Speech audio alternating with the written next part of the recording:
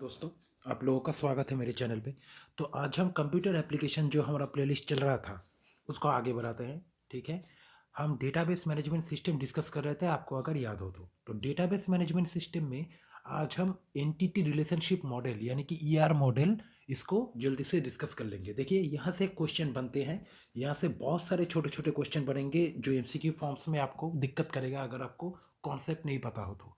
धीरे धीरे करके हम लोग देख रहे हैं। देखिए, इससे पहले पार्ट में हम लोगों ने बहुत सारे मॉडल देखे थे। ठीक है। आज हम उसमें से ही एक जो बहुत ही इंपॉर्टेंट है, एंटिटी रिलेशनशिप मॉडल, इसको विस्तार से जानेंगे। ठीक है।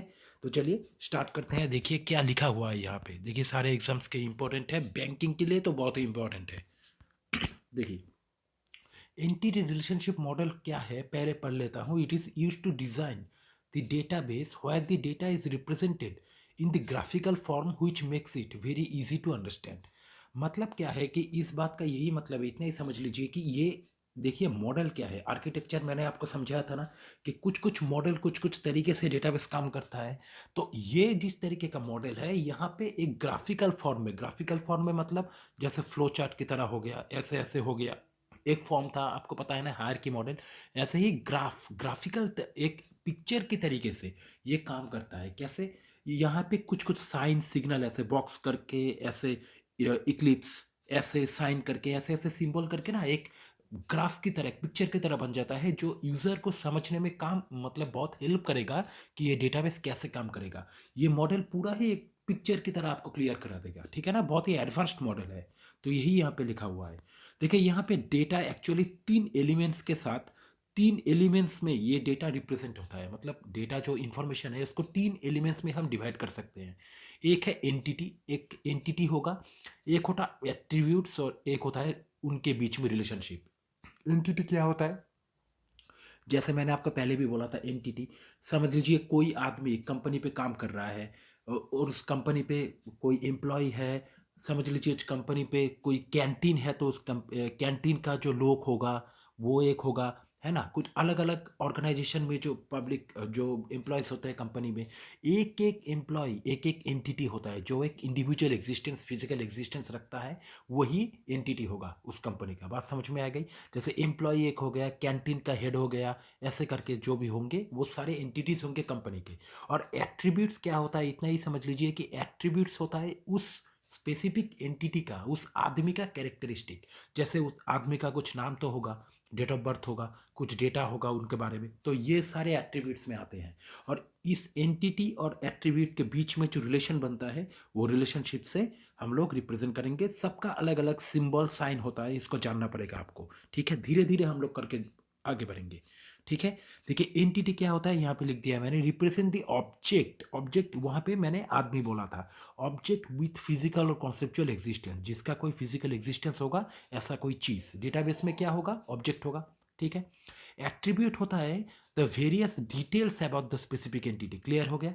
उस एंटिटी के बारे में कोई भी डिटेल्स अगर हो, जैसे आदमी के बारे में उसका नेम हो गया, डेट ऑफ बर्थ हो गया, एक्सेट्रा एक्सेट्रा, वो सारे चीज एट्रीब्यूट्स में आएंगे। बात समझ में आ गई? आगे बढ़ते हैं। देखिए, अब एग्जाम्पल। ठीक है, यहाँ पे हम लोग खत्म करेंगे लेकिन एग्जाम्पल को ध्यान से समझिए, यही मेन चीज है। जैसे मैंने एक ले लिया, ये जो आदमी है, ठीक है, ध्यान से समझिएगा। ये एक आदमी है जो काम करता है एक आईटी सेक्टर में। बात समझ में आ गई? ये आदमी काम करता है कहाँ पे? आईटी सेक्टर पे। ये मैंने लिख दिया। अब इसको डेटाबेस पे ईआर मॉडल के थ्रू कैसे रिप्रेजेंट करेंगे, देखिए यहाँ पे मैंने कुछ साइन दिया है। आप यहाँ पे देख सकते हैं, ये जो आदमी है, ये जो आदमी है, इसको मैंने साइन लिया है ऐसे बॉक्स करके, ऐसे स्क्वायर बॉक्स करके। ठीक है ना, रेक्टेंगुलर स्क्वायर बॉक्स, इसको मार्क कीजिए। नेक्स्ट हो गया वर्क सीन। इसको मैंने ऐसे ऐसे रिप्रेजेंट किया, इस तरीके का डायमंड शेप मैंने ले लिया। ठीक है। और नेक्स्ट हो गया आईटी जो डिपार्टमेंट है जहां पे वो काम करता है, इसको भी मैंने बॉक्स के तरीके से ले लिया। अब कौन सा चीज क्या है, देखिए समझिए। एंटिटी रिलेशनशिप मॉडल में ये जो बॉक्स है ये रिप्रेजेंट करेगा एंटिटी को। एंटिटी मतलब कोई इंडिविजुअल चीज, मैंने बोला तो आदमी एक इंडिविजुअल चीज है एक कंपनी में।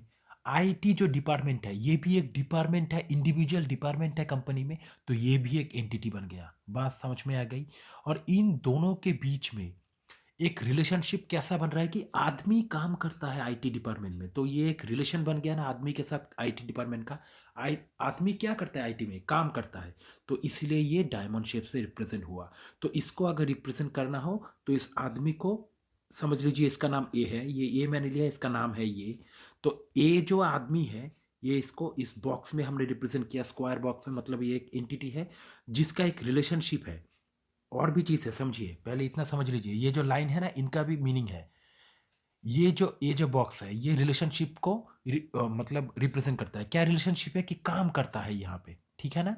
और ये बॉक्स दूसरा एंटिटी है जिसको आईटी डिपार्टमेंट उस कंपनी का हम रिप्रेजेंट कर रहे हैं, ठीक है। आगे देखिए, ये बॉक्स क्या है, एंटिटी है, आपको दिख रहा है।